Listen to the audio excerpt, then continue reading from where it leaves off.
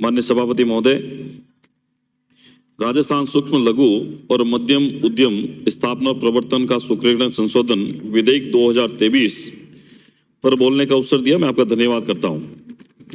माननीय सभापति महोदय, इस बिल के मुख्य रूप से अभी सारी बातें आ गई और इस बिल के जो उद्देश्य में लिखा हुआ है कि 2019 के जो मूल अधिनियम था उसको संशोधित करने का आज संशोधन बिल लेके आए।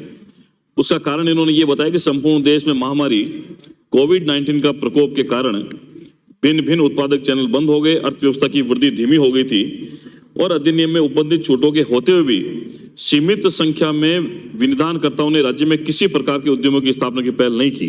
अतः अर्थव्यवस्था को गति प्रदान करने, विनिधानकर्ताओं को उन्हें भी सम्मिलित करते हुए कार्यस्थल पर कोविड-19 के विपरीत प्रभाव के कारण उद्यम स्थापित नहीं कर सके, अग्रसर करने के क्रम में राज्य सरकार ने विभिन्न अनुमोदन प्राप्त करने के लिए छूट की कालावधि को 3 वर्ष से बढ़ाकर 5 वर्ष करने का निश्चय किया है। इसलिए इस संशोधन बिल को माननीय सभापति महोदय यहाँ सदन में लाया गया।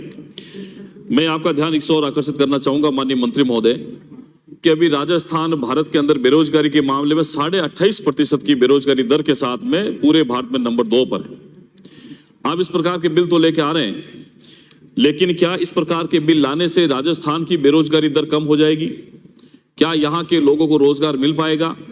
मैं छोटा सा निवेदन इस बात का करना चाहूंगा माननीय सभापति महोदय कि सबसे बड़ा बेरोजगारी को चाहे खत्म करें, चाहे रोजगार के साधन उपलब्ध हम लोग करवा सकें, उसमें जब तक जहां उद्योग लगे वहां अगर स्थानीय व्यक्तियों को रोजगार नहीं मिलेगा, उसका कारण मैं बताता हूं। मैं माननीय सभापति महोदय के जहां हम लोग मेटल वहां का काम में लेते हैं, लैंड वहां की प्रोवाइड कराते हैं, रोड्स वहां के हम लोग देते हैं और सारा का सारा जितना इंडस्ट्री को एस्टेब्लिश होने में जितना संसाधनों की जरूरत होती है वहां उस स्थानीय क्षेत्र के काम में लेते हैं। मेरा सरकार के माध्यम से माननीय मंत्री महोदय आपसे निवेदन है कि ये इसके साथ में एक संशोधन, एक विधेयक ऐसा लाया जाए जहां जहां ये उद्योग स्थापित होता है वहां उद्योग स्थापित होने के लिए 75% स्थानीय व्यक्ति को रोजगार मिले।